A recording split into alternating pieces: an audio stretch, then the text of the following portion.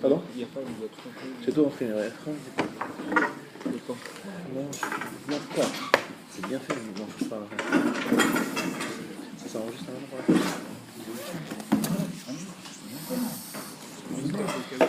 Voilà. Merci beaucoup. C'est la bataille.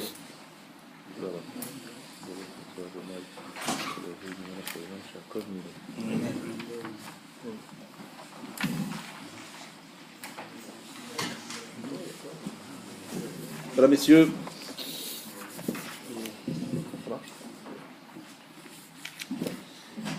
Il y a, comme d'habitude, une introduction pour nous permettre de pénétrer un peu plus dans le monde de la tfila, pas seulement dans la halachot, mais aussi dans la réflexion, etc. Et aujourd'hui, nous allons faire une sorte de comparaison entre les différentes parties de la tefila et le Mishkan. On va commencer par la fin, parce que c'est ce qu'il y a de plus logique et facile à comprendre. Quel est le moment de la tefila le plus fort, le plus puissant, le plus élevé? Tout le monde ici va répondre d'une seule voix. La Amida, la Shmoné Esrei. Et qu'est-ce qu'il y a dans le Mishkan le plus kadosh? Le Kodesh HaKodashim, le Saint des Saints. Bon. Donc c'est facile. On a compris que la Amida correspond au Kodesh HaKodashim. Maintenant, nous voyons, et nous verrons ça dans les halachot, que lorsque quelqu'un veut se préparer, on va dire psychologiquement, psychiquement à la Amida, il doit s'imaginer être dans le Kodesh HaKodashim. En face du Aaron, les chérubins, la Shekhinah au milieu. Bref, il faut se mettre un peu en condition, se trouver face à la Shekhinah. En tout cas, dans sa tête, dans son cœur, avoir cette image. C'est écrit dans le Shulchan Aruch, Mefoura, j'explique ici. Non. Comme si tu es au maître de Kodesh HaKodashim. Maintenant, avant le Kodesh HaKodashim, il y a ce qu'on appelle le Kodesh. Le Kodesh, qu'est-ce qui s'y trouve dans le Kodesh? La menorah, le candélabre, le Shulchan, la table avec les pains de proposition, et le Mizbeach HaKetoret, le Mizbeach en or sur lequel on mettait les encens. Mizbeach HaKetoret. Donc combien il y a d'éléments? Il y en a 3. Ah, c'est bizarre. Ce qui précède la Hamida, c'est 3 brachot et 3 paragraphes du schéma. On est dans une trilogie. Et cette trilogie, il faut bien la comprendre. Comment est-ce qu'elle s'organise, comment elle s'articule? Pourquoi est-ce qu'il y a 3 éléments? Parce que, ça j'ai reçu de mon maître le Rav Ober, il m'a dit, parce qu'il y a 3 gilouim, 3 révélations de Dieu dans le monde, la création du monde, la sortie d'Égypte et la fin des temps. La fin des temps, c'est à venir, mais ce qui est passé, c'est la révélation de la création du monde, c'est Hachem qui s'est révélé en créant le monde, et Hachem s'est révélé en sortant d'Égypte, donnant la Torah. Quand on en parle de l'ensemble de la sortie d'Égypte, jusqu'à Matan Torah. Clair. Par rapport à ces 3 révélations, il y a 3 parties. Alors pourquoi? Quelle partie ressemble à la menorah? Quelle partie ressemble au shulchan? Facile. Le shulchan, c'est la table, le pain. Le pain, c'est quelque chose de très matérialisé. À votre avis, ça correspond à quelle beracha? Essayez de faire passer les 3 brachot du schéma. Quelle est la bracha du schéma qui correspond au shulchan? La deuxième? Non, la première. Pour la première. Parce que la première, elle parle du monde, l'observation sur le monde en disant Hachem tu as créé le monde, Hachem tu as les malachim, Mais les Malachim, c'est en deuxième partie. Première partie, c'est le monde. Yotzer HaMeorot, le créateur des illuminaires, c'est-à-dire le soleil, la lune, etc. On parle bien d'une observation sur le monde que nous voyons, qui nous entoure. On parle aussi des anges. Maintenant, c'est vrai que c'est aussi un monde créé, des anges. On ne le voit pas, mais c'est un monde créé. On parle du monde créé. La deuxième racha, c'est Ahavat Olam, Avaraba, selon les usages. Ahavat Olam, c'est, rappelez-vous, c'est Torah. On demande à Kadosh Baruch Hu de nous donner l'intelligence, l'envie, etc., d'étudier, d'apprendre, de comprendre, etc. Tout cela, c'est plutôt Menorah. Menorah, le candélabre, la lumière, c'est la lumière de la Rouchanite, spirituelle, etc. Facile. Ce qui est plus difficile, c'est la troisième, c'est les Ketoret. Ketoret, troisième bracha, a priori, il n'y a pas de rapport. De quoi on parle dans la troisième bracha, rappelons-nous? Gaal Israël. On appelle en fait la Géoula Harona en rappelant la Géoula de Mitzrayim. On dit à Kadosh Baruch Hu, tu es notre roi, tu es notre... etc. C'est-à-dire Dieu est notre seul issue, notre seul... Et ça correspond au Mizbeach HaKetoret. Ça, c'est pas évident. Pas évident. Il y a des explications, comme dans ce cas de ce cours, je ne vais pas trop m'allonger sur cette partie-là. C'est juste pour vous faire un petit peu réfléchir. Le Mizbeach HaKetoret, il a une particularité, c'est qu'il y a 11 Samemanim, 11 ingrédients dans les Ketoret qui brûlent sur quelque chose qui est en or et qui recouvre un espace qui est en bois. Logiquement, l'or devrait fondre et le bois prendre feu. Parce que c'est pas très très bien choisi a priori. Je ne sais pas si vous connaissez un peu l'or et ses réactions par rapport à la chaleur, ça fond. Hein. Donc si vous mettez un brasier, alors bon, c'est pas un grand brasier, mais c'est quand même du feu, sur une couche d'or qui est en plus assez fine, c'est clair, ça va fondre. Et que le bois, ça va brûler. Qu'est-ce qu'il y avait? Un miracle. Un de plus, vous allez me dire. Mais il rappelle quelque chose de très important, ce miracle. C'est que le clan d'Israël, même si en l'intérieur c'est du bois, c'est-à-dire que c'est pas toujours top niveau, il y a toujours quelque chose en or. C'est quoi l'or? C'est les mitzvot, la Torah. Même un juif qui est loin de la Torah, dit la Gemara, il a toujours une couche d'or qui est fragile a priori. Non, elle n'est pas si fragile. La preuve, c'est que le feu n'arrive pas à la faire fondre. C'est l'image du Ketoret qui rappelle que le peuple juif, malgré son côté bois, c'est-à-dire son côté très attiré par le monde matériel, il a une fine couche d'or qui sont les Torah et les Mitzvot qui brillent et qui le protègent du feu du Gehinam, du feu de l'enfer. Voilà un petit peu une des explications de la Gemara. Et les 11 Samemanim, vous le savez tous, on a dit 20 fois, c'est qu'il y a 10 qui sentent bon, 1 qui sent mauvais, pour nous dire que tout simplement, on récupération même des gens qui sont un petit peu borderline. On les met dans un bon minyan, et à ce moment-là, on les cachérise un peu. Bon, je ne vais pas mélanger là-dessus, mais la symbolique du Ketoret, c'est la symbolique de la récupération, aussi du regard positif sur ce qu'il y a au fond de chaque juif, qui permet de ramener tout le monde dans la Teshuva. Évidemment, c'est ce qu'on apprend. On attend pour la fin des temps, parce que la fin des temps, très franchement, on n'est pas très très bien parti, par priori, parce que on n'est pas des grands tzadikim, enfin, en tout cas pas mieux que l'époque de Rabbi Shimon Bar Yochai, ou pourtant Rabbi Shimon Bar Yochai, il n'est pas venu le Mashiach, donc il y a un problème, comment il va venir aujourd'hui, ça va être compliqué là. Donc il va falloir faire une dimension de teshuva, de récupération, de machin, il va falloir trouver un système, et l'électorat représente ça. Bon, mais pas plus, parce que je pense qu'il y a beaucoup de choses à dire là-dessus, mais pour vous rappeler, donc il y a 3 ustensiles, 3 parties dans le schéma, 3 brachot, donc comme ça vous allez bien vous rappeler. Ensuite, on sort du Mishkan. Qu'est-ce que vous rencontrez lorsque vous sortez du Mishkan? On rencontre d'abord le Kior, bravo.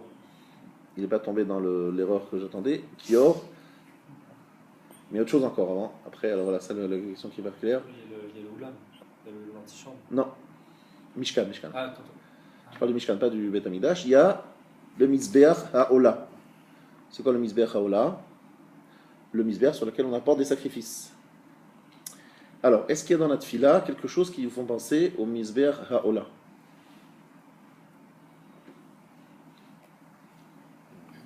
J'espère quand même, attendez, Rabotai. Quoi? On va dire les Imra, parce que c'est ce qui est présent. Ouais, a priori c'est ça, mais en fait, là on pourrait avoir une tentation, se dire Mizbeach HaOla, c'est les sacrifices. Les sacrifices, on en parle dans la Tfila. Malheureusement, il y a beaucoup de gens qui font un petit saut de mouton, ce qu'à le dire, et qui se dirigent directement sur Hodou, Donc il ignore ce qu'il y a avant. Mais avant, il y a ce qu'on appelle les corbanotes. Corbanotes. Il y a un peu Misbeach Haola, il est un peu utilisé et sollicité. Le Misbeach Haola dans Vaïdaber. De quoi on parle dans Vaïdaber? Des Korban Tamid. Le Korban Tamid, on l'a porté où? Sur le Misbeach. Bon. Donc a priori, on a déjà le Misbeach. Bon. Le problème que vous posez tous au fond de vous, vous n'osez pas le poser, c'est qu'il y a les Psouké de Zimra. On va les mettre où, monsieur Raman? Les Psouké de Zimra, ils sont quoi? Ils représentent quoi? Alors écoutez bien ce que je veux dire, chose de Nifla. Je ne le savais pas sans que mon maître, le Rav Wolbe, me l'expliquait. Il m'a dit Psouké des Zimra. Ça se traduit comment? Les versets du chant. Le chant, Zemer. Mais l'Izmor, ça veut dire autre chose. C'est quoi l'Izmor? Alors, plus que couper, élaguer. Élaguer, c'est quoi élaguer? C'est que lorsque vous avez une vigne et qu'il y a des branches qui sont gênantes, vous enlevez une partie des branches et ça permet aux autres de pousser mieux. Donc c'est coupé, mais c'est coupé pour faire pousser. Elle nous a expliqué qu'en fait, un juif en se réveillant le matin, il est un peu chargé. C'est quoi chargé? C'est un petit peu fatigué, un peu endormi, un petit peu encore avec les rêves de la nuit. On appelle ça dans le coltard, un peu zombie, coltard, machin, c'est ce genre de termes. Donc avant d'arriver dans le sanctuaire, il faut passer un peu nettoyage. Il faut la karcher, il faut nettoyer fortement. Il y a deux éléments qui cachérisent, entre guillemets. Le kior, on se lave les mains et les pieds, kiddush yadayim raglaim, on se lave les mains et les pieds, et le misbeach haola, où on brûlait les sacrifices. C'est-à-dire que c'est l'idée de brûler la graisse, brûler, experger le sang, c'est-à-dire plutôt se débarrasser, mais dans le sens positif, c'est-à-dire élever, faire grandir tous les éléments très matérialisés de notre corps. C'est clair? Donc, qu'est-ce qui se passe? Misbeach haola et kior. Misbeach haola, kior.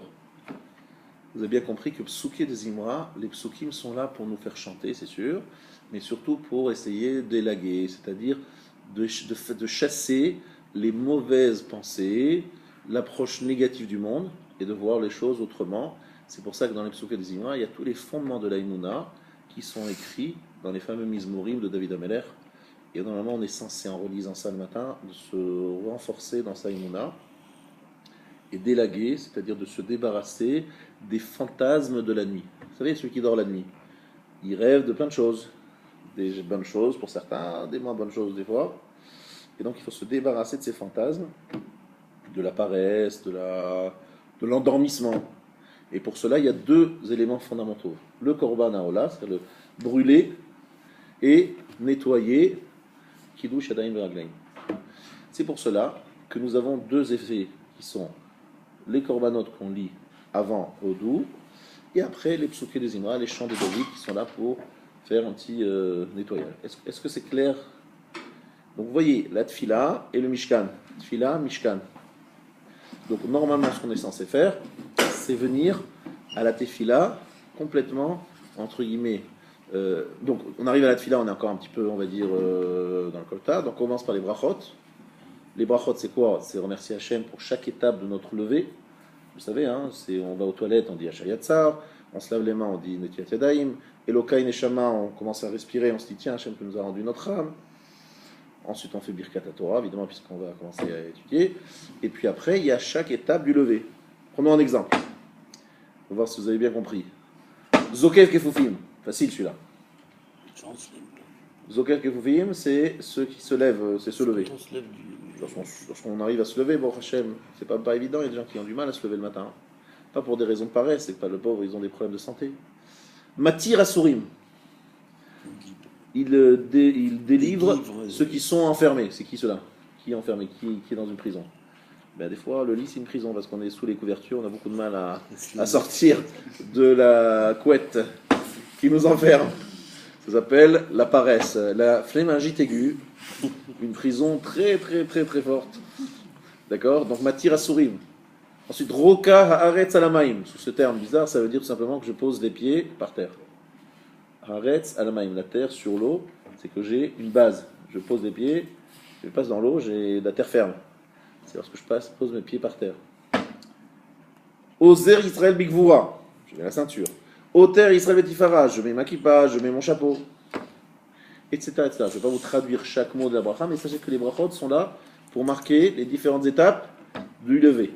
Maintenant, Anoten Aservivina, il donne au coq l'intelligence. Alors c'est ou bien parce que le coq c'est un bon réveil matin, à l'époque il n'y avait pas de iPhone, c'est vrai que c'était pratique un coq pour me réveiller, mais même s'il n'y a pas de coq, parce que franchement à Paris, un coq qui nous réveille le matin, c'est pas trop fréquent. Alors c'est quoi le coq? Le Rav nous a expliqué que c'est Noten, la service, ça veut dire qu'il donne au cœur l'intelligence pour discerner entre le jour et la nuit, c'est-à-dire le libre arbitre. Tous les matins on dit à Kadosh Baruch Hu, merci de m'avoir donné cette capacité de faire des choix entre le nuit et le jour, c'est-à-dire entre le bien et le mal. C'est une bracha première. Merci Hachem d'avoir donné ce koach ha-bechira, ce droit, ce libre arbitre. Deuxième chose, dites que tu ne m'as pas fait esclave, serviteur. Esclavateur de qui? D'abord, il faut se rendre compte qu'on a la chance de ne pas être né en Thaïlande ou je ne sais pas dans quel pays où il faut encore il y a encore l'esclavage n'est pas aboli. Officiellement, oui. Dans le monde entier, il y a plus d'esclavage, mais il y a des fois de fait beaucoup de types d'esclavage. Des fois, il y a des gens qui sont employés par des employeurs absolument immondes. D'accord? Donc déjà, c'est déjà pas mal, esclave. Mais il y a aussi une explication, on n'est pas esclave de ses pulsions. Donc c'est une certaine liberté. Ensuite, Shelo Asani, Goy. Ne pas faire Goy parce qu'il m'a donné le srout de faire 613 mitzvot. C'est pas une galère, c'est un srout, c'est un mérite, c'est une joie d'avoir 613 mitzvot. Shelo Asani Isha, c'est pas parce qu'on est misogyne et qu'on n'aime pas les femmes, c'est parce que ne pas être femme, c'est-à-dire ne pas être celui qui reçoit. Une femme, elle est un peu liée à son mari. Le mari, normalement, à l'époque c'était comme ça, il y a quelques années.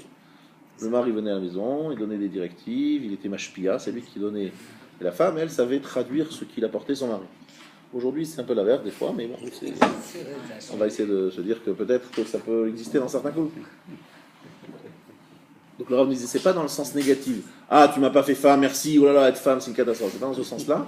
C'est qu'en fait, dans ce que je dis, lui nous disait, lorsque je dis je ne suis pas fait femme, c'est que tu m'as donné mashpia, je suis celui qui agit, qui a la possibilité d'impulser, parce que dans un couple qui fonctionne normalement, le mari prend l'initiative et la femme, elle acquiesce gentiment, en disant mais avec plaisir. Non, plus que ça, elle donne à cette plus qu'acquiescer, elle va donner à cette décision du mari toute sa base. Elle donne avec les enfants, avec dans l'abondance de la maison, etc.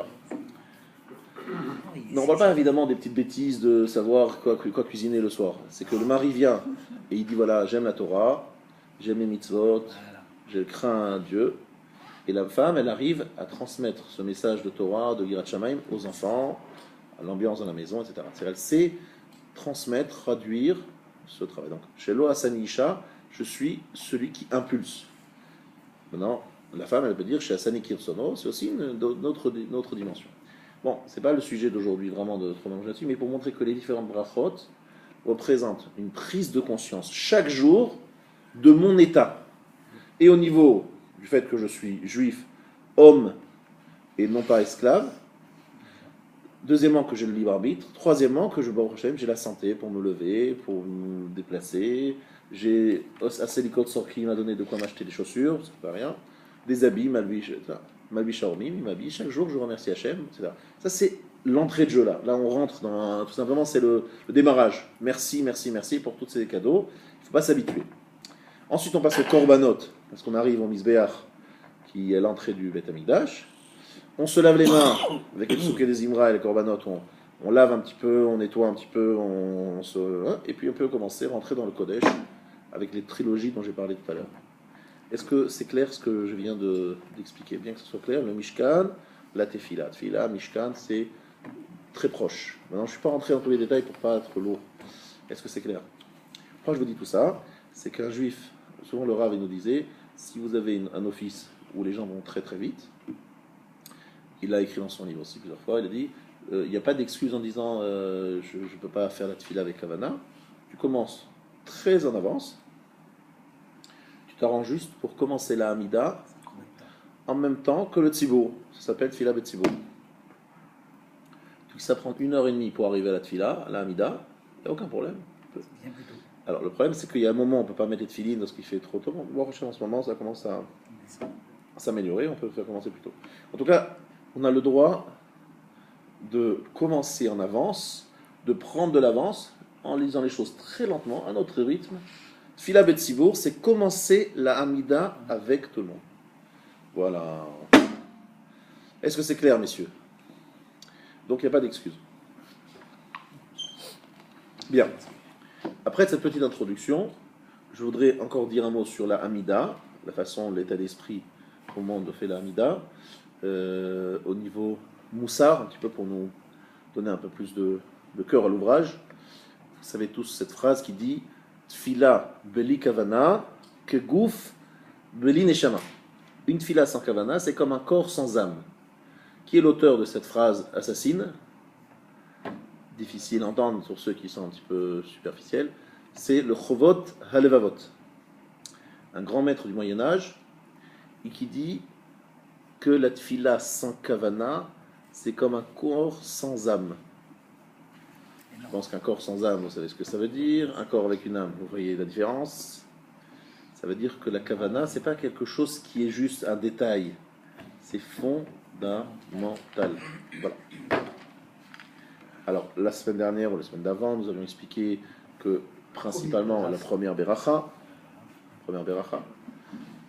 Je vais aujourd'hui essayer de vous sensibiliser à la deuxième et à la troisième pour essayer de vous expliquer un petit peu comment essayer d'avancer un peu plus. Bon, on a fait la première, Baruch Hashem, je sais que vous avez une kavana de malade pour la première beracha, mais vous allez encore trop vite sur les deuxième et troisième, donc je vais un petit peu vous donner du chizouk pour la deuxième, troisième. Deuxième, troisième, Mechaye Metim, Atagibor, etc. Rappelez-vous ce que je veux dire, ça me donne beaucoup de koach moi aussi, de temps en temps, lorsque j'ai la force de Mechaven. Je vais dire que je suis Mechaven malheureusement cette fois. Ata Mechaye Metim, ça veut dire résurrection des morts. Bon, c'est important de croire à la résurrection des morts, mais quoi, c'est important d'en parler chaque jour, à chaque fila, 3 fois par jour. Alors, Mechaye Metim, je le traduis comme Rav Dester le traduit. C'est pas moi qui est auteur de ce que je veux vous dire. C'est Rav Dester qui dit que Mechaye Metim, ça veut dire les actes morts. Exemple, on appelle ça Baal Teshuva. C'est-à-dire, j'ai pendant longtemps transgressé Shabbat. J'ai pendant longtemps mangé non kasher. J'ai les boules. Maintenant, j'ai fait Teshuva. Alors je dis à Kadosh Baruch Hu, Mechaye Metim.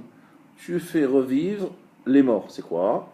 J'ai fait dans ma vie des actes morts, c'est-à-dire des actes qui n'étaient pas du tout positifs.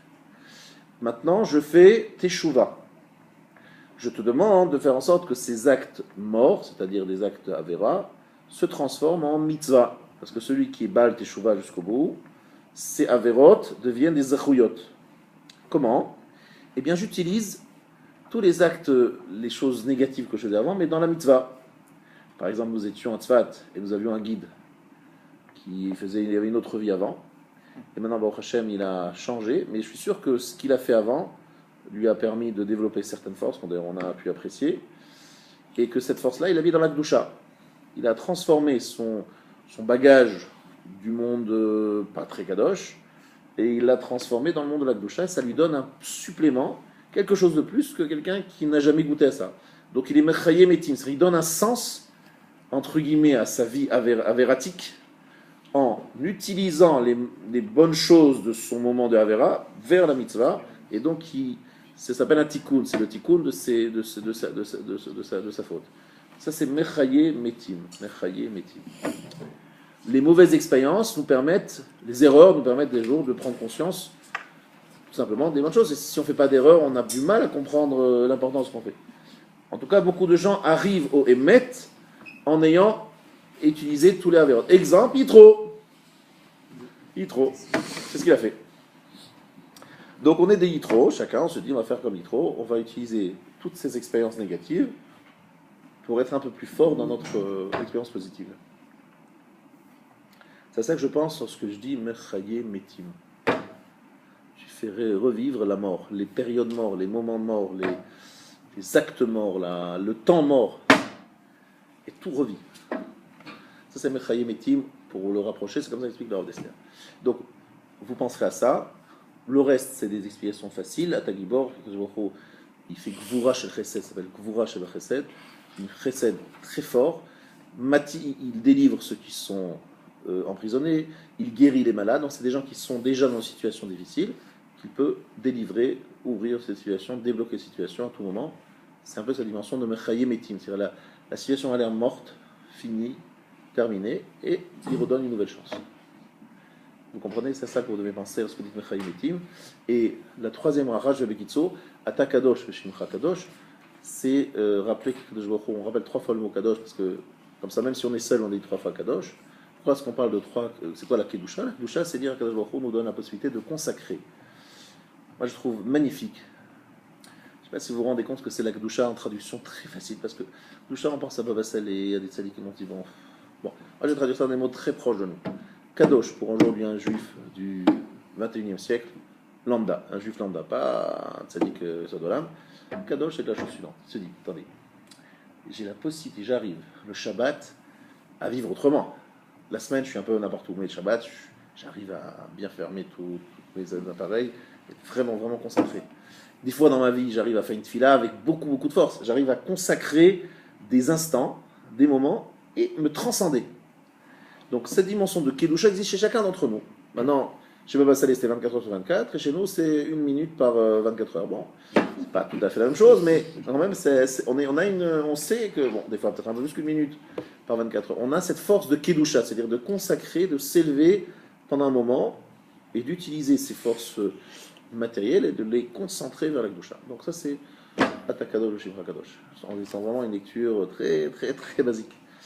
Et après, il y a 3 Kedusha, j'explique Kedusha Tazman, la Kedusha du temps, la Kedusha de l'espace, et la Kedusha Ta'adam, la Kedusha de l'homme. C'est ça qu'il y a 3 dimensions de Kedusha. Est-ce que c'est clair, messieurs? Quelques éléments pour vous donner un peu plus de cœur à l'ouvrage qui s'appelle la Kavana de la Tefila. Oui. Pour Mechayem Etim, il n'y a pas un risque quand on pense justement à nos erreurs passées ou autres, justement d'avoir des mauvaises kavanotes pendant Non, je pense qu'au contraire, tu vas dire voilà, j'ai fait des erreurs, mais je ne suis pas triste parce que je sais que ces erreurs, elles vont me servir pour mieux servir Hachem après. Donc Mechayem Etim, aide-moi à redonner, à utiliser ces forces que j'ai utilisées dans le mal vers le bien. Donc au contraire, tu dois. Non, c'est pas le moment de se répéter toutes les avérotes qu'on a fait avant. On est juste en train de dire à Kadosh Baruch Hu, donne-moi les forces de retrouver une vitalité. Bien quelqu'un il s'est un peu laissé aller, il était un petit peu voilà. Mais Chayim Etim, donne-moi un triomphe. qu'on peut faire toujours. Voilà, exactement. Messieurs, sur ces bons mots d'introduction, de sensibilisation, nous allons passer maintenant à la partie halachique. D'accord? Allons-y. Donc nous avions développé un certain nombre de choses jusqu'à présent et nous allons maintenant continuer. Alors,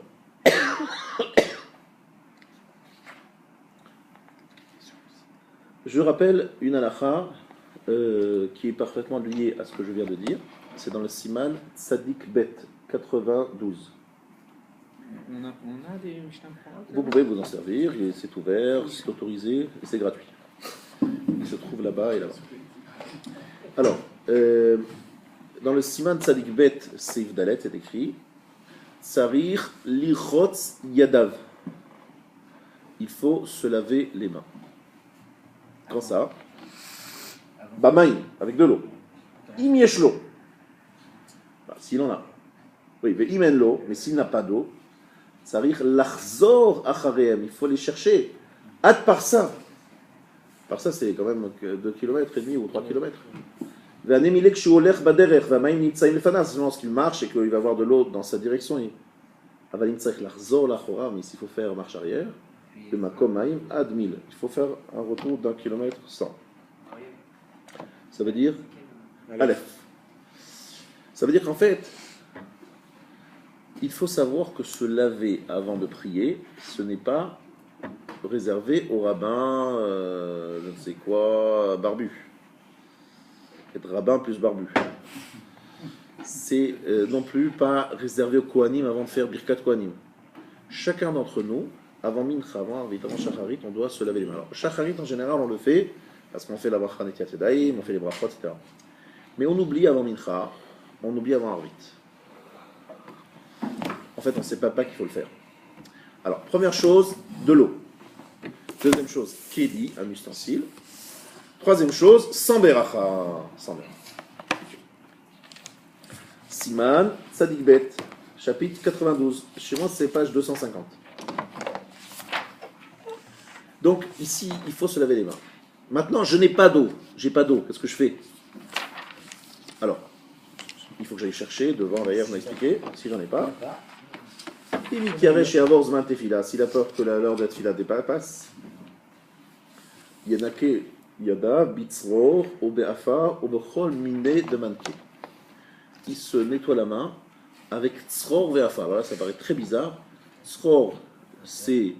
Et Afar, ce sont de la poussière, ça c'est de la terre. Donc se nettoyer de la main avec de la terre, ça paraît un petit peu bizarre, parce que ça ne paraît pas très nettoyant, ce genre de choses. Ça veut dire qu'on considère que peut-être sur la main a touché des lieux qu'on n'aurait pas dû toucher. Exemple, des lieux de transpiration sur notre corps. Donc je ne peux pas faire ma tefila dans ces conditions, donc il faut que je nettoie. Donc le nettoyage, ce n'est pas le nettoyage ce qu'on dit en français nettoyer. Le nettoyage en français, c'est propre. Et là, on va voir un petit peu des traces de terre qui vont rester sur nos mains. Et ça, c'est pas grave. Ce qui est embêtant, c'est ce qui rend tamé, ce qui est gênant pour la tefila. Exemple plus fréquent, c'est toucher les parties couvertes de notre corps dans laquelle il y aurait des traces de transpiration. Donc, dès qu'on se touche une partie couverte du corps, il faut soit frotter les mains, le mieux c'est de se laver les mains.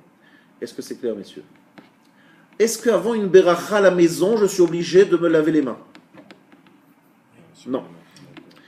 Dans le safek, je ne suis pas obligé. Parce que dans le doute, pour une bracha, je peux dire, je ne me rappelle pas avoir touché quelque chose, que je ne rentre pas, c'était pas aux toilettes, si j'étais aux toilettes, je me suis lavé les mains en sortant. Dans le doute, je ne suis pas obligé. Mais avant la tefila, comme c'est l'amida, la tefila, là on a exigé plus. Dans le doute, stam yana, il faut les laver, même si on ne se rappelle pas vraiment qu'on ait fait quelque chose. Est-ce que c'est clair? C'est une différence fondamentale entre bracha ou bien limoud. Je vais étudier dans la maison, je vais étudier. Pas besoin de se laver les mains avec de l'eau. Ni ça fait dans le doute, sauf si je me rappelle évidemment que j'ai touché quelque chose. Et si je ne me rappelle pas, faites très attention parce qu'effectivement les mains, elles se baladent. Et des fois on n'est pas habillé ultra tsniout à la maison. Bon, il y a ceux qui font attention à la tsniout à la maison, ce qui est une très bonne chose. Il y en a qui sont un petit peu moins habitués à la tsniout à la maison, donc ils ont obligatoirement des parties dévoilées de leur corps. Maintenant, si ces parties de leur corps ne sont pas couvertes de sueur, transpiration, il y a différents avis.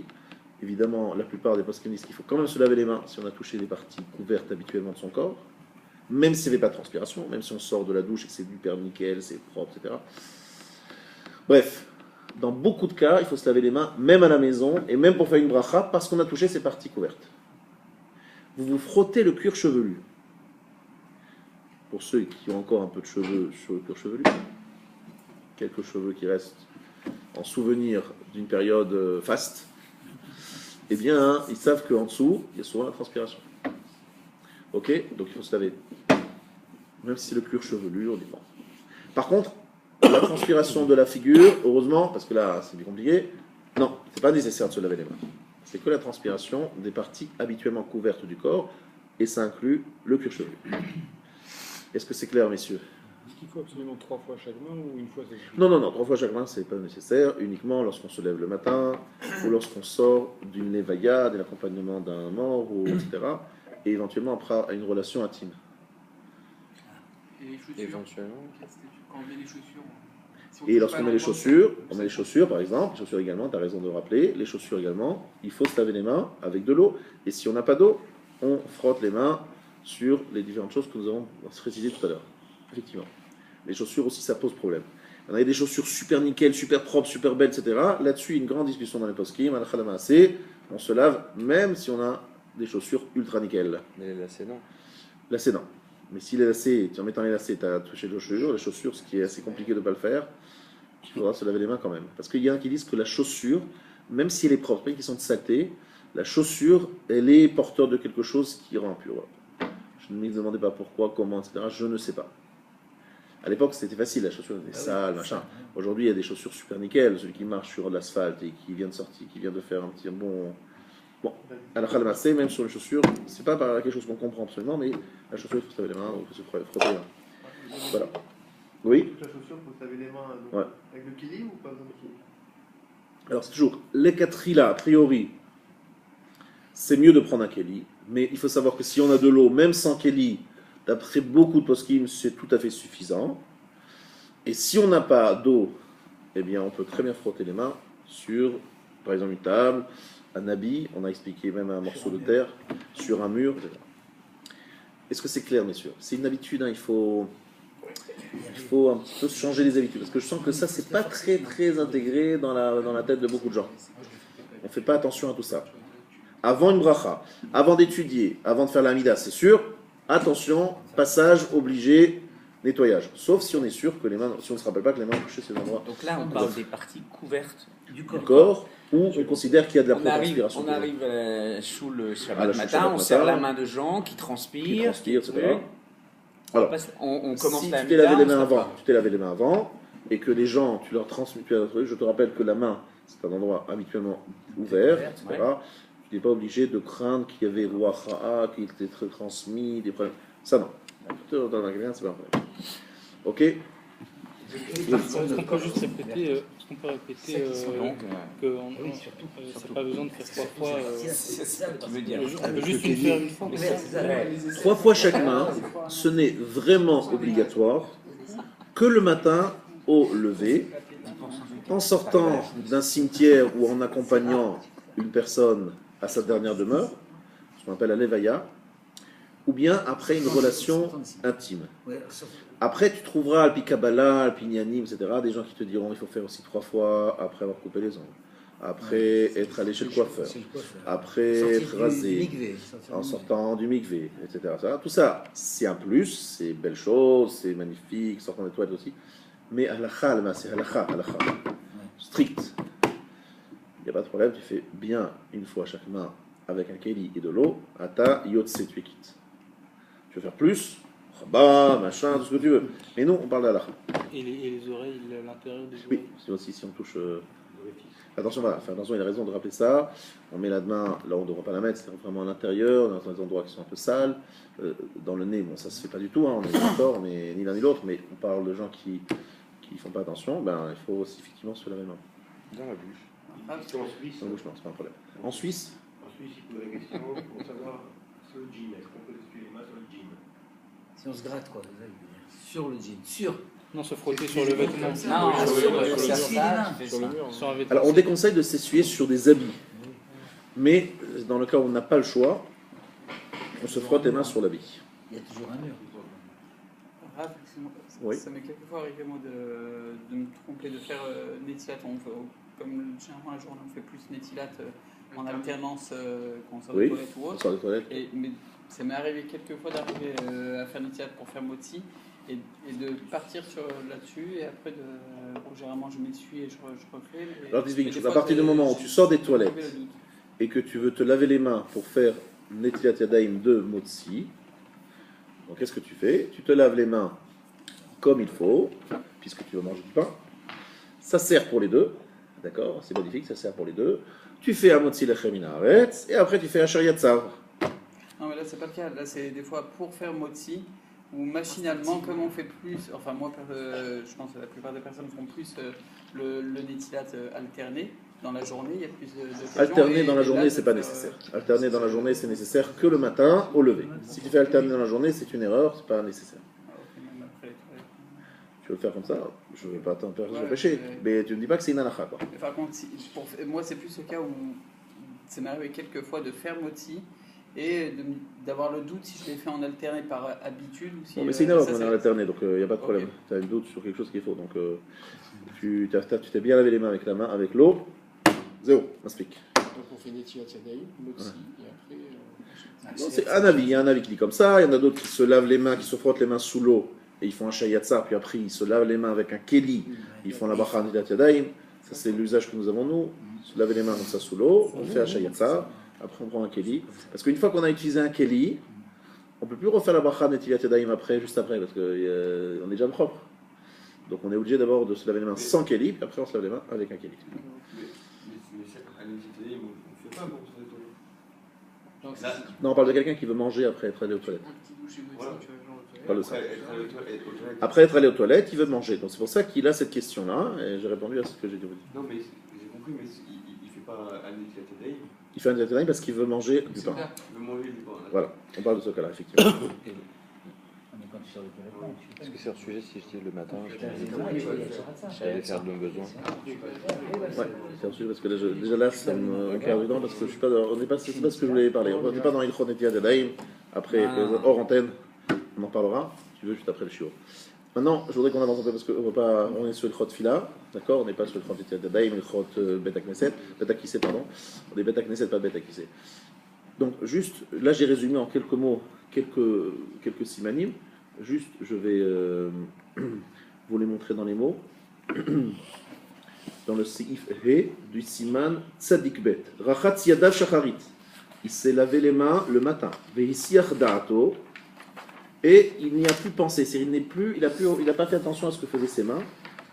Il est distrait. Tzrichim Netila Litfila. Il faut refaire Netilat Yadayim pour la Tfila. Donc, je me suis lavé les mains le matin au lever. Comme 3 fois chaque main, magnifique, j'ai fait parfait. Mais après, il y a du temps qui est passé entre ma Netilat Yadayim du matin et l'arrivée à la synagogue. Et la main a touché plein d'endroits, je ne sais pas ce qu'elle a fait. Il faut refaire Netila pour la Tfila. Im yesh lo maim, s'il a de l'eau. Afalpi sheno yodeh lahem shum nichluch, même s'il ne sait pas s'il y a eu une saleté. Velo yevarech, il ne va pas faire la bracha. Vim en lo maim mezumanim, en tzarich lachzor veitol. S'il n'a pas de l'eau qui est proche, qui est près, c'est pas nécessaire de se relaver, mais évidemment, si on se relave pas avec de l'eau, il faut frotter. Aomed betfila, celui qui est en train de faire cette fila, venizkar shenaga memakom dutunaf. Il s'est rappelé qu'il a touché un endroit sale. Dai benikayon afar, ça suffit de se nettoyer avec de la poussière. Otsorot, ce qu'on a expliqué, hein, c'est qu'il frottait la main contre de la terre, contre des morceaux de terre ou même des pierres, ou bien frotter ses mains sur un mur. La meilleure chose, c'est on frotte les mains sur le mur. Tout ça, on a expliqué. Ensuite, makom tunaf, aynu mekomot amechusim ba'adam, ifi sheyesh b'hem milmulezea, les endroits sales, c'est-à-dire les endroits habituellement couverts chez l'homme. Donc pas la main, d'accord? Évidemment, bien l'homme. Ifi sheyesh b'hem milmulezea, parce qu'on sait qu'il y a de la transpiration à cet endroit. Vechen michiker harot, aussi c'est frotter la tête. Tout ça, on a expliqué. Alors faites attention, parce que souvent, lorsqu'on étudie, on ne fait pas très attention. On touche des endroits habituellement couverts. On se frotte on n'a pas du mal à comprendre un Tosfot. Alors pour bien comprendre le Tosfot, qu'est-ce qu'on fait? On gratte ici, on dit peut-être que le cerveau il va mieux travailler si je frotte fort à cet endroit-là. On frotte le cerveau. Eh bien, il faut se laver les mains. Et alors, il faut être très particulièrement vigilant au moment où tu étudies, de garder ta main. Voilà. Donc toi, tu te grattes jamais la barbe quand tu étudies? Alors la barbe, c'est pas la même chose. Mais je fais attention aussi à la barbe, c'est vrai. Mais il faut savoir que c'est vrai que c'est ce qui est écrit ici, il ne parle pas de ça. Lui, il parle de la tête. La tête, c'est-à-dire le cuir chevelu. C'est pas la même chose. Ah d'accord. Okay. Il faut savoir qu'ici, des fois, on transpire, mais on transpire beaucoup moins à cet endroit-là que ici. C'est une question de transpiration. Et essaye de garder une fois la barbe, tu vas voir. Ensuite, c'est plus rapide le matin, tu vois. Tu n'as pas besoin de passer 2 heures à te raser, tu n'as pas de codes de trucs, c'est pratique. Ensuite. Amashtin, lo yitpalel achiyashe kedeilu harba'amot, mishum tzotzot. Bon, là, je vais aller vite. Celui qui est allé aux toilettes, qui a uriné, il doit attendre le temps de marcher 4 coudées, c'est-à-dire le temps de marcher 2,32 m. Je pense qu'il n'y a pas trop de risque qu'on fasse l'urine directement dans la prière.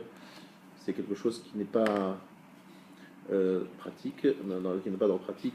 Ensuite, celui qui crache, il doit aussi attendre le temps de marcher 4 coudées. Je vais vite parce que là encore, ce n'est pas trop notre quotidien. Tov liten tzedaka kodem tefila. C'est bien de donner la tzedaka avant la tefila. Et certains, vous le savez, le donnent à quel moment? Vaïvarech David, le cite ici. Et l'origine de ça, c'est parce qu'on veut avant la tefila de faire la tzedaka. C'est bien. C'est pas une obligation, mais c'est bien de le faire. Ensuite. Kodem sheitpalel tzarich lishhot. Yashe sha'achat kodem she'akum litpalel. Il faut attendre 1 heure avant de prier. Kedei she'ichaven libo lamakom. Donc il faut passer du temps avant de prier. Alors cette halakha, c'est 1 heure. Bon, c'est lié à la fameuse Mishnah que les chassidim attendaient 1 heure avant la tefila, c'est-à-dire se préparer mentalement et à tous les niveaux avant de prier. Et 1 heure après, ce qui voudrait dire 1 heure de prière, 1 heure avant, 1 heure après, ça fait 3 heures. Avant Mincha, même chose. On ne va pas travailler. Et Arvit aussi. Ça fait 9 heures par jour à prier. Pas mal. C'est hors étude. Donc, moi je vous dis, c'est un très bon investissement. Parce que quelqu'un qui vraiment prie 9 heures par jour, je suis sûr qu'il rentre au magasin. Il y a un monde fou. C'est un monde fou qui est devant la devanture, qui attend. Les téléphones n'arrêtent pas de sonner. Et en 5 minutes, une demi-heure, il fait le chiffre de plus d'une journée. Donc pourquoi se passer des heures de temps, rester là pendant 9 heures à attendre les clients, à s'angoisser, etc. Là, tu fais ta fila, tu parles à Hachem, etc. Et tout arrive en un coup. Parce que si tu dis, moi, il faut aller je doute, il faut que j'ouvre un moment, il faut qu'il puisse arriver un moment. Voilà. Voilà, réfléchissez. Soit 9 heures à prier, soit 9 heures au magasin. Bien. On est d'accord là-dessus. Radak. Alors, évidemment, la halakha, ce n'est pas ça. On n'est pas obligé d'attendre 1 heure. Combien on est obligé d'attendre? Le Mishnah Berurah nous dit Dai besha'a muetet. Il suffit un petit moment, juste que vous sachiez que c'est combien. Kedeh hiluch shmonat fachim. Marcher 8 fachim, c'est-à-dire 80 cm. Là, on est passé de très bas. 80 cm pour marcher, ça prend 1 seconde et demie. On est passé de 1 heure à 1 seconde et demie. Bon, en tout cas, ce qui est vrai, c'est que les gens ne savent pas trop ça. On arrive dans un office, on va commencer à prier. On s'assoit et on attend un peu. On s'assoit, on attend qu'est-ce que je vais faire. Ah, mais ils sont en train de courir. Excellente solution contre le stress. Vous rentrez à la synagogue, vous vous asseyez. Vous réfléchissez, qu'est-ce que je vais faire? Je vais prier à qui? À Kadosh Baruch Hu, le roi des rois. Attention, c'est un moment important.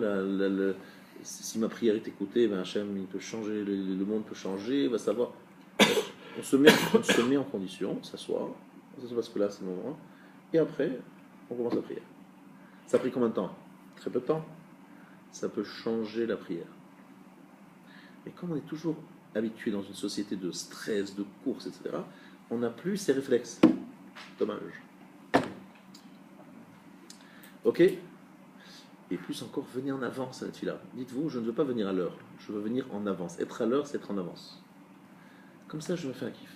Je m'assois, je prends mon temps, je me mets de filine avec les kavanotes qu'il faut, le qualité kavanotes. Ne dis pas, je vais gagner du temps. Cette phrase-là, elle me rend fou. Il faut que je gagne du temps. Je vais faire le prix minimum de temps pour la tefila, il faut être rentabiliser le temps. Non, c'est pas une bêtise. C'est au contraire se dire, plus je passe du temps à la tefila, plus je gagne du temps.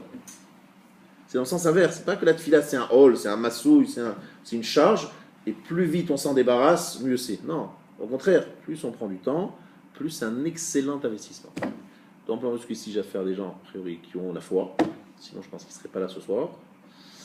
Et si vous avez la foi, vous croyez que Kadosh Baruch Hu c'est lui qui envoie la parnassa, et que de courir dans la tefila, c'est pas ça qui va faciliter la parnassa. Et vous savez tous très bien que la parnassa, c'est vrai qu'il y a des choses qui ont l'air rationnelles, mais en vérité c'est complètement irrationnel. Des gens très intelligents ne s'en sortent pas, et des gens très très simples s'en sortent très bien. Des gens qui font des ishtadlouyot de malades, ça ne marche pas, et les choses auxquelles on ne pensait pas, qui on n'a pas fait grand chose, elles nous tombent dessus et ça arrive. Qu'est-ce que je vous dis? C'est vrai dans tous les domaines, je vous rassure. Donc, calmos. On s'assoit, on prend le temps de la tefila, on kiffe la tefila, on se la fait bien comme il faut. Mais pas ce qu'il fait en faisant des chants pour faire entendre sa voix. Kavana. C'est-à-dire, on essaye, on peut chanter, mais pour réveiller la kavana, mais pas pour juste se faire entendre et faire des vocalises. Ça, Kadosh Baruch Hu, il n'aime pas. Ça s'appelle la gava, c'est de l'orgueil, ça, il n'aime pas. Il veut la hanava. Mais si l'air que vous faites, vous fredonnez, ça vous donne du cœur à l'ouvrage, mais la cacha si vous ne dérangez pas les autres. Mais prenez le temps. Prenez le temps. Dites-vous, c'est du temps gagné, c'est pas du temps perdu. Voilà. Est-ce que je peux faire la tefila plus courtement? Est-ce que ça peut prendre qu'une demi-heure? J'ai parlé à quelqu'un, il m'a dit voilà, extraordinaire. Maintenant, ma tefila ne prend qu'une demi-heure. Genre, il disait, il est fier de lui. Genre. Voilà, maintenant je sais lire rapidement, donc ça prend qu'une demi-heure. Je dis, je n'ai rien compris. Moi, je suis de ceux qui pensent, vous le savez, j'ai dit plusieurs fois, dites faites moins, mais faites lentement, tranquillement. Voilà. Faites moins, mais faites lentement, tranquillement. C'est mieux de faire moins et bien que beaucoup et va bien, c'est évident. Ensuite, Lo yamod litpalel ela beima vehachna. Je suis dans le Siman Tzadik Gimel, Seif Bet. Et chez moi, c'est la page 252.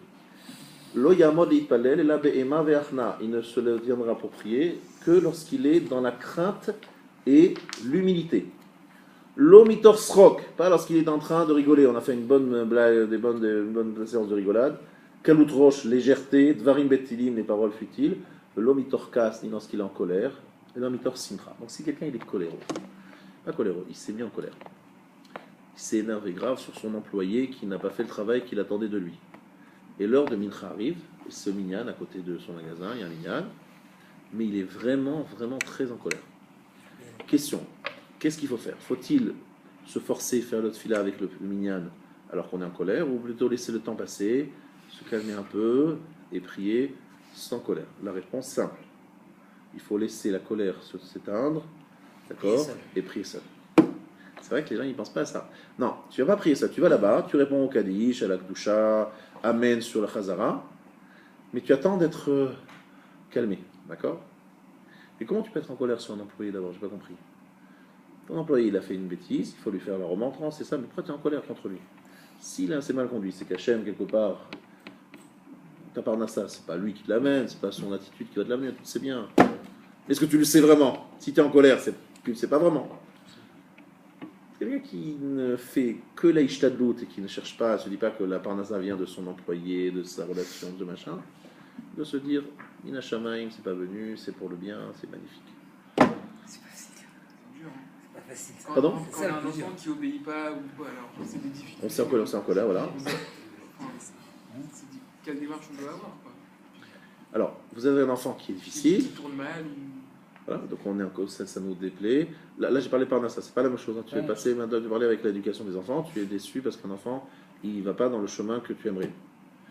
Moi je connais beaucoup d'enfants qui pendant quelques temps ont effectivement fait beaucoup de bêtises, et je peux dire des bêtises très très graves, et qui, au Hachem aujourd'hui, sont des gens exceptionnels.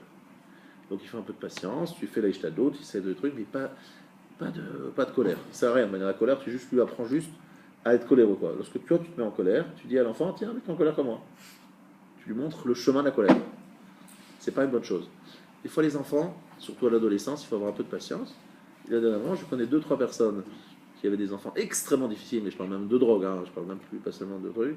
Il y avait vraiment de quoi se jeter, se tirer une balle dans la tête. Je dis la vérité, moi j'avais vraiment peur pour eux. Oh, Hachem, aujourd'hui, des gens magnifiques, extraordinaires. Donc il faut des fois un peu de patience. Et c'est pas pour ça qu'il ne faut pas agir, il faut agir, mais il faut un peu de patience. Donc jamais de colère. La colère, de toute manière, ça n'apporte rien, ça ne résout rien, ça ne sert à rien.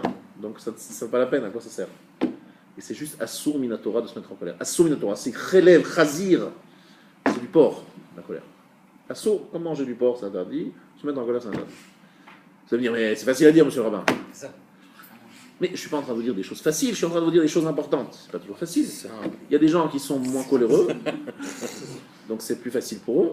Il y a des gens pour qui certaines choses sont difficiles, mais on n'est pas en train de dire que tout est facile. Juste ne pensez pas, ce que je veux surtout éviter, c'est que vous croyez que la colère est sainte. Il y a des fois, il y a le djihad, ça s'appelle la guerre sainte. Il n'existe pas de colère sainte.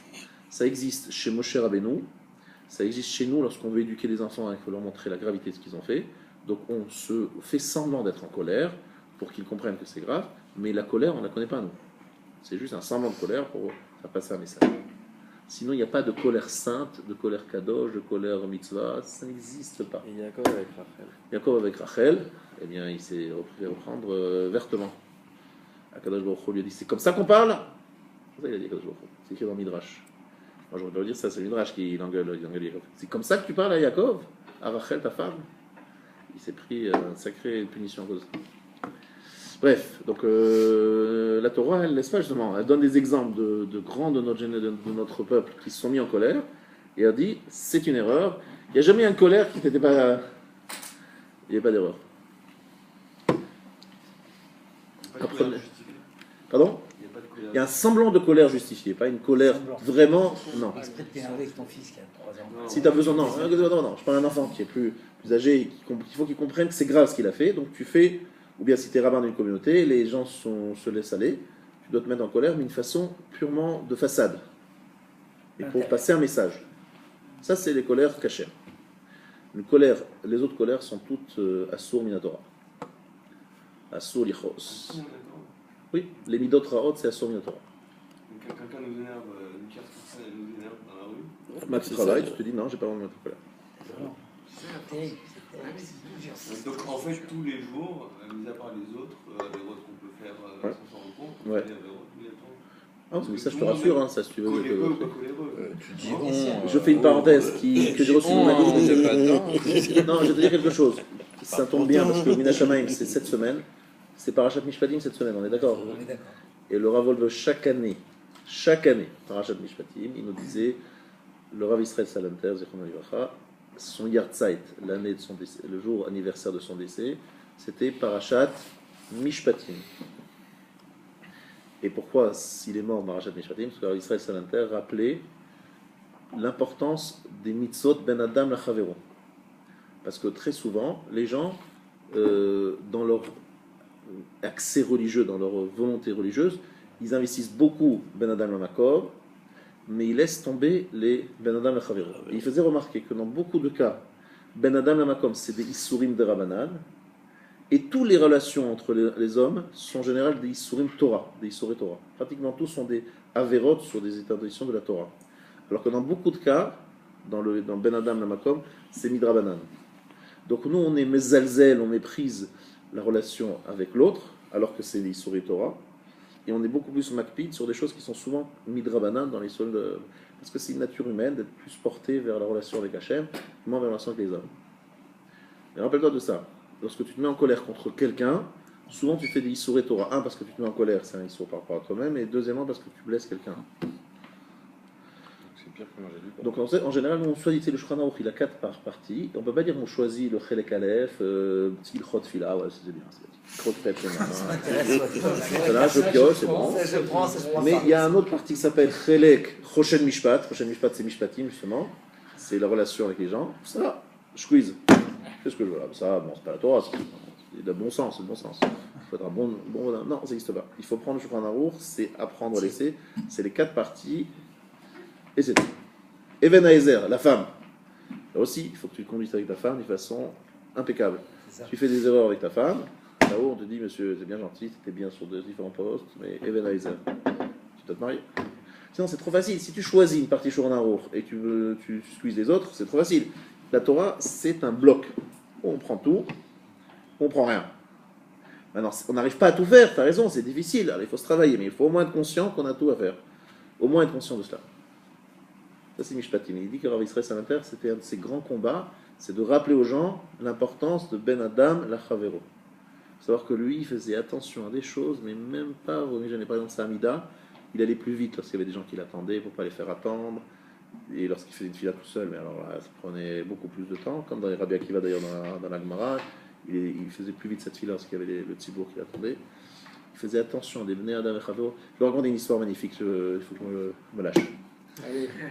Il m'a dit, je crois que c'est entendu de Rav Wolbe, là. Rav Israël Salanter, il a été invité. Il voyageait beaucoup pour réveiller un peu les gens, etc. Il était invité vendredi soir chez un balabaïd qui était connu pour beaucoup bien honorer le Shabbat. Beaucoup de zmirot, beaucoup de divrei Torah, une belle table de Shabbat, plein de Kedusha, etc. Et un jour, il voulait absolument que Rav Israël Salanter participe à sa Souda de Shabbat. Et Rav Israël Salanter disait non. Puis un jour, il a tellement insisté, il a dit d'accord, à une condition. Laquelle? Pas de divrei Torah et pas de zmirot. Les plats sont servis les uns après les autres, on fait vite. Je me dit, attendez, un rabbin, barbu, connu international, il me demande de faire une Souda de Shabbat rapide, c'est bizarre. Bon. Mais le rabbin, il a voulu, c'est les conditions, il accepte. À la fin du repas, il voit, il y avait une personne qui servait à table, c'est une personne assez riche, c'est pas sa femme qui servait, une personne qui vient se rapprocher du Rav et dit Rav, merci, en pleurant, quoi, merci Rav. Qu'est-ce qui s'est passé? Celle qui servait, c'était une femme veuve, et ses enfants l'attendaient à la maison après le repas. Elle rentrait à la maison pour faire avec eux le Souda Shabbat. Donc lui, il s'est dit on n'a pas le droit de faire un long repas de Shabbat, Zmirot, sur le compte d'une veuve qui a elle-même envie de faire le Souda Shabbat. Mais il savait qu'il y avait cette veuve, Ouais. hein, c'est pour ça. Vous connaissez ce monsieur? Il lui a donné un grand enseignement à Botaï. Qui dit qu'Hachem il préfère les belles Zmirot ou elle préfère plutôt Le Chavetz Chaim, lorsqu'il rentrait chez lui après vendredi soir, il allait très vite. Des fois, il ne faisait pas Shalom Aleichem, il ne faisait pas Eshet Chaim. Alors, c'est quoi? Il est quoi? Il est pas religieux, ce rabbin? Il dit peut-être que j'ai invité des gens, il a invité des gens, il dit peut-être qu'ils ont faim, et je les fais attendre. Je n'ai pas le droit de faire attendre les invités qui ont faim, parce que je veux faire Shalom Aleichem, Eshet Chaim, etc. Donc, direct, Kiddush. Et c'est ce type de réaction, c'est pas le commun des mortels qu'il a, parce qu'on se dit, bon, c'est important, mais cette sensibilité à l'autre, c'est rare, malheureusement. Malheureusement, très rare. On peut avoir cette sensibilité pour des gens qui sont invités à la table de Shabbat, mais qui sont, on sait qu'ils ne sont pas pressés, que les prières passent parce qu'ils ne sont pas trop dedans pour pouvoir manger. Voilà. Dans ce sens-là. Hein, j'ai compris. Ça, c'est une bonne question. C'est une vraie question. C'est vrai qu'il y a des gens, effectivement, qui ne sont pas pressés parce qu'ils ont tellement faim, qu'ils ont mais c'est parce que tout simplement ça les saoule. Ça les saoule, voilà. Etc. Ouais, tout simplement. Ça, c'est autre chose. Moi, je pense que ce que j'ai compris, c'est comme ça que j'ai compris l'histoire. Hein. C'était des gens qui étaient très religieux, etc., qui tenaient à ça, mais qui avaient très faim, qui n'avaient pas mangé tout vendredi, qui étaient fatigués. C'est dans ce sens-là. Maintenant, ces gens-là, je ne sais pas si c'est la même chose. Je ne sais pas si le Chavetz Chaim l'aurait fait. Moi, je sais que ces invités, c'est des gens religieux. Voilà. Vous ne mouillez pas. Pardon? Vous ne mouillez pas. Non, voilà, on peut pas dire là, dans ce cas-là. On peut pas comparer que si on est sûr que ça ressemble. Le cas du Chavetz Chaim, c'est connu. C'est une histoire répétée très souvent. Et alors, Israël Salanter, il a écrit une askama sur le Chavetz Chaim. Il lui a donné une askama au Chavetz Chaim. Enfin, il a donné toute une histoire. Ok. En tout cas, sachez que le Israël Salanter, c'était ça. Et comme il est niftar cette semaine, d'ailleurs peut-être ce soir, je ne sais même pas quel jour exactement la semaine, et chaque fois le Rav, il nous rappelait son souvenir, c'était bien que Mina Shamaim, je suis tombé dessus. Alors, il faut quoi donc? Quel état d'esprit avant de prier? Pas la colère. Mitor simcha. La joie. Kegon, divrei tanchumin shel Torah. Les consolations de la Torah. C'est quoi ça? Samour ligoulat mitzrayim, ou samour litihila de David, shekatubo ratzon ireav yaseh, shomer Hashem et kol oavav. Maintenant vous allez savoir pourquoi est-ce qu'on dit Ashrei avant de lire la Hamida à Moussaf Shabbat et Mincha tous les jours. Qu'est-ce qu'il y a dans Ashrei qui est particulièrement propice à la Tfila? Il y a le nom d'Hachem. Non, parce que c'est écrit Retzon Yereav Yaaseh. La volonté de ceux qui le craignent, il l'accomplit, il la réalise. Shomer Hashem et Kol Oavav. Hashem préserve tous ceux qu'il aime. Donc ça, c'est des divrei tanchumim, ces choses qui nous consolent, qui nous disent Hashem est avec nous, Hashem nous protège, Hashem fait notre volonté. Ça donne un état d'esprit de simcha, de joie, parce qu'on se dit Akadosh Baruch Hu est avec nous. C'est les mêmes thèmes que les tfilotes qui précèdent la Hamida. Avant la Hamida, vous relirez la dernière Beracha avant la Hamida, vous verrez qu'il y a plein de phrases qui sont là pour nous remonter le moral. En disant, on ne les fait pas le soir.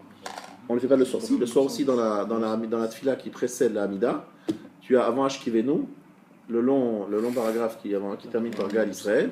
On dit de la même façon qu'Akadosh Baruch Hu nous a protégés en Égypte, nous a sortis d'Égypte, etc. On dit qu'il va vaincre nos ennemis, qu'il est à côté de nous. Bref, il n'y a que des paroles encourageantes. N'est-ce pas?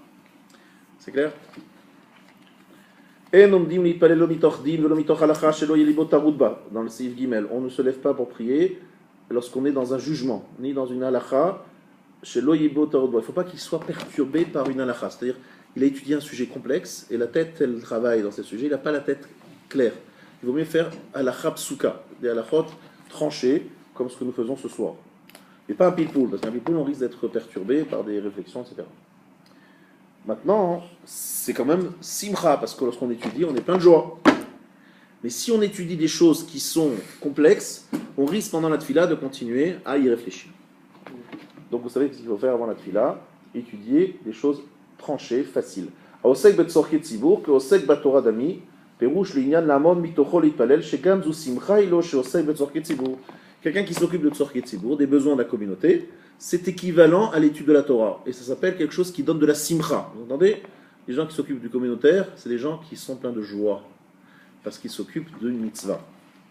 Certains disent que ce n'est pas nécessaire de s'arrêter pour prier. Des gens qui sont occupés à un besoin communautaire urgent, et je vous ai rapporté plusieurs fois que le Rav Moshe Soloveitchik, qu'on a vu, vous voyez, il m'a raconté un jour qu'il a dit on ne fait pas mincha, on ne fait pas un truc, ils avaient une question qu'il fallait trancher tout de suite.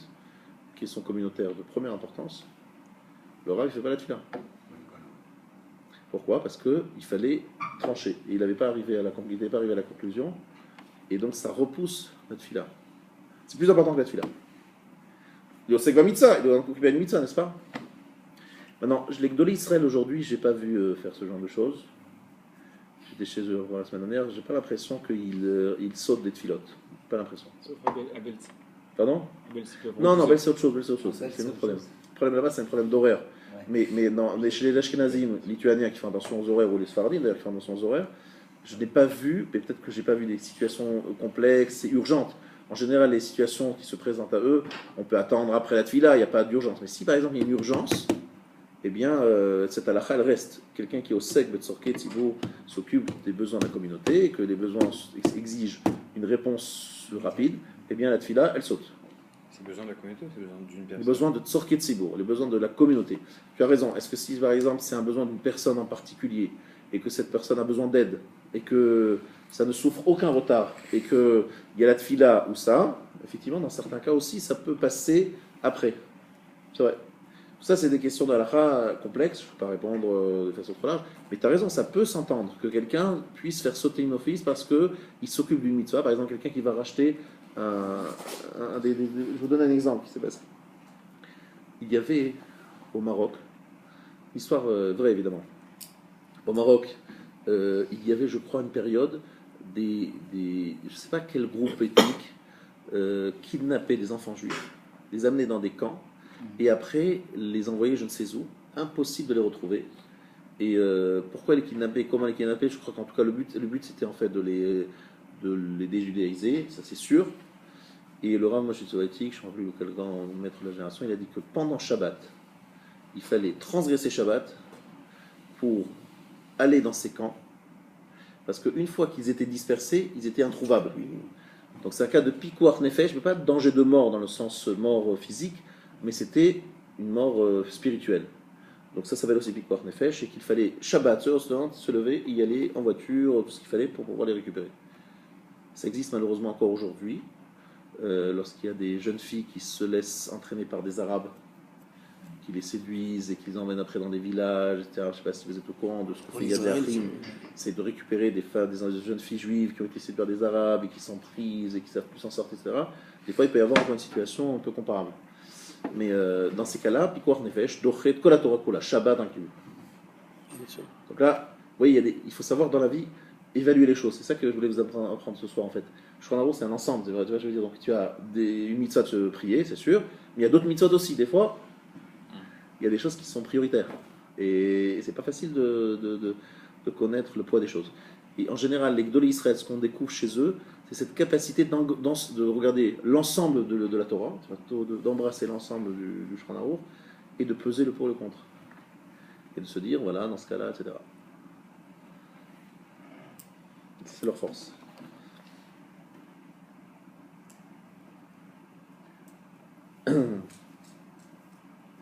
Le Kumo Leitpalel, nous sommes dans le Siman Tzadik Dalet. Je fais assez vite parce que je vous ai dit que je ne voulais pas être trop long dans ma formation. Je veux finir assez rapidement cette formation. Donc Siman Tzadik Dalet, c'est chapitre 94. Tzarich lechaven neged Eretz Israël. Donc ça c'est assez facile. Il faut toujours se tourner dans la direction d'Eretz Israël. C'est quelque chose d'assez connu. Ne soyez pas non plus trop foufou avec votre iPhone, exactement, machin, etc. C'est un peu exagéré, les gens sont un petit peu dans la folie, parce que de toutes les manières, c'est pas possible d'avoir une direction précise. Vous imaginez, vous êtes ici à Paris, en Neuilly, et vous voulez exactement tomber sur Jérusalem ou sur Israël, c'est pas évident, c'est une approximation. On va dans la direction d'Eretz Israël. Donc aujourd'hui, on considère qu'à Paris, c'est le sud-est. Bon, mais c'est pas exactement. Ce qui est embêtant, c'est le sens contraire, mais sinon, cette direction générale, c'est là que vous allez. Donc ça, c'est... tout le monde connaît cette halakha. Alors, s'il se trouve en Israël, c'est Jérusalem. Et s'il se trouve à Jérusalem, l'endroit du Beth Amikdash. C'est facile, ça je pense qu'on le connaît. Aya omed be'eretz Israël yachzir panav kenegad Yerushalayim ve'yichaven gam lemikdash u'bet kodesh hakodashim. Aya omed be'Yerushalayim yachzir panav lemikdash. Je lis en hébreu ce que j'ai dit en français. Ve'yichaven gam lemikdash kodesh hakodashim. Aya omed achorei hakaporet machzir panav hakaporet. Est-ce que vous êtes derrière le kaporet ou tournez vers le kaporet? Bon, je pense que... Pas trop d'actualité. Ensuite, le problème, si vous êtes en voyage, voilà, ça c'est le sujet que je voulais un peu parler, en avion, en TGV, comment vous faites? Non, alors si vous pouvez vous lever maintenant. Si on est sur Elal, on se lève. Enfin, Voilà. Voilà, il devrait rester assis, ouais. C'est assis. Faut pas déranger. Moi j'ai eu cette question là il n'y a pas longtemps. En fait, ça dépend. Là ils m'ont fait comprendre qu'ils ne voulaient pas le minyan, donc j'ai pas fait minyan et je vous ai dit que souvent je suis contre le minyan.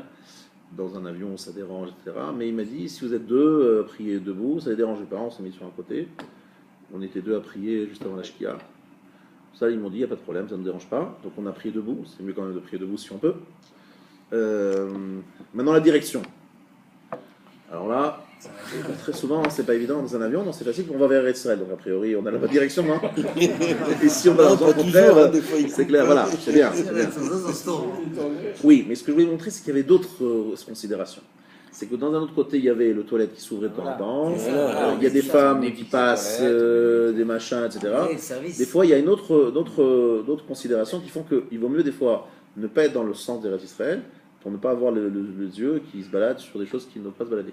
Donc c'est vrai que dans ce cas-là, j'avais qu'une direction possible, parce que toute autre direction était, on va dire, était dangereuse. Vous avez compris ce que je dis, dangereuse. Dans ce cas-là, ce qu'il faut faire, Yechaven Libo. Il doit se dire, je veux vers Jérusalem. Tu as la tête vers Israël, vers Yerushalayim, vers le Beth Amikdash. Même si tu n'es pas physiquement. Alors, si tu peux évidemment avoir la direction, aujourd'hui on a assez facilement cette information, c'est mieux, évidemment que c'est mieux. D'accord? Mais on va dire que ce n'est pas me'akev, c'est pas quelque chose qui va rendre ta tefila inapte. Et il vaut mieux faire attention à ce que tu vois que d'être dans la vraie direction. Est-ce que c'est clair? Je vous dis ça parce que des fois dans des mariages, je vois aussi des erreurs. Il y a des mariages et on veut faire Arvit, on veut faire Mincha dans un mariage. Mais il y a des femmes qui se baladent, qui ne sont pas absolument, extrêmement, totalement tsniout, voilà. Donc, se diriger vers Israël, c'est se diriger vers des femmes qui passent. Ça ne vaut pas la peine, vous voyez ce que je veux dire? Il vaut mieux aller vers un mur où il n'y a personne en face, pas devant un miroir, pas devant des images, pas devant une croix, etc., etc. Il faut faire attention à plein de choses. Donc, c'est pour ça que je vous dis que souvent dans des salles, il faut prendre en considération d'autres éléments importants. Ok? Donc, c'est important parce que je vois beaucoup de gens qui font des erreurs là-dessus. Et la première chose, ne pas avoir les visages rivés vers des femmes. Excusez-moi, mais dans un TGV, c'est quand même grave. Moi, j'ai un peu de mal à me lever et à faire des filas comme ça. Alors, des fois, entre les wagons, dans des endroits un petit peu plus calmes. Et sinon, vous pouvez le faire assis à votre place. On a dit que c'était possible. Ça bouge dans un TGV, ouais. Non, si vous pensez que vous allez être déconcentré parce que vous êtes debout dans un endroit de passage et que vous risquez de gêner, d'être perturbé, il vaut mieux le faire assis, tranquillement, à votre place. Et l'idéal, c'est de le faire avant de partir. Comme ça, vous ne rentrez pas dans ce détail ou en arrivant. Mais si vous voyez que ce n'est pas possible, dans ce cas-là, vous le faites assis là où vous êtes. Parce que si vous pensez que vous allez être déconcentré, c'est pas bon. On est obligé d'être couvert. Couvert, ça veut dire? Enfin, on est obligé d'être dans un endroit clos. Oui, dans un TGV, tu es dans un endroit clos. Oui, non, je parle dans les Dehors. gares. Ouais, dans les Dans les gares, des fois, il n'y a rien. Alors, dans les gares, en général, tu trouves toujours un mur Distributeur. et tu te mets face à un mur ou face à un distributeur. Tu te mets face à quelque chose de fixe. C'est pas un problème de ne pas avoir un tour ou un truc comme ça? Dans un champ, c'est pas l'idéal. C'est-à-dire que s'il n'y a pas le choix, il n'y a pas le choix. Mais sinon, il vaut mieux se faire devant un arbre, devant un buisson, devant quelque chose, pas devant un endroit, un espace vide. Non, très souvent, aujourd'hui, c'est connu, le Ravosner, il dit que même dans un avion, il faut faire assis, parce que même lorsqu'on fait debout, on est toujours perturbé, toujours dérangé. Alors, il y a quand même des cas particuliers où on voit qu'on n'est pas dérangé. Moi, lorsque j'ai fait mon TGV, je n'ai pas été dérangé. Mais j'étais seul dans un coin, où il n'y avait pas de passage, ça ne dérangeait pas. Donc, bref, il y a des situations, on peut trouver des fois hein, debout. C'est sûr qu'être debout, c'est très important. On va voir par la suite qu'il y a même une chita qui dit qu'il faut recommencer. Si j'ai fait assis, parce que je n'ai pas le choix, et qu'après, j'ai le choix, je dois refaire la tefila debout. C'est pas la halakha, hein, c'est pas la halakha, mais pour vous dire que jusqu'où ça va, c'est que c'est important d'être debout. Maintenant, vous êtes pris dans un embouteillage. Voilà, il y a les auto-écoles qui font une opération escargot, et la shkia arrive. Vous êtes dans votre voiture, mais vous bougez pas, impossible, ni d'aller à droite, ni à gauche, ni devant, ni derrière, etc. Vous êtes bloqué. On sort de la voiture. Oui, mais la voiture, il faut l'avancer parce que des fois, des fois ça se dégage. Donc c'est pour ça que des fois, il n'y a pas le choix. Tu te fais assis dans ta voiture. Maintenant, le problème, c'est qu'une fois ça marche, Si ça roule, tu auras un problème de rouler en plein Amida, donc il faudra s'arrêter et continuer ta route, puis après reprendre ta Amida. C'est pas du tout ultra cachère. Bon, normalement, vous devez faire très attention. Hein. Mais on parle d'un cas de force majeure, quelqu'un qui a des pris dans un embouteillage et il prévoit absolument pas ça. Voilà, voilà. Dans ce cas, il vaut mieux faire la fila quand même. Pardon? Dans ce cas, il vaut mieux faire la fila quand même, parce que c'est comme honnête, faire des chlomines après avec Arvid par exemple. Oui, si des fois tu sens que vraiment tu vas faire une fila catastrophe, il vaut mieux ne pas la faire et tu feras 2 fois vite. C'est comme ça que ça s'arrête ici.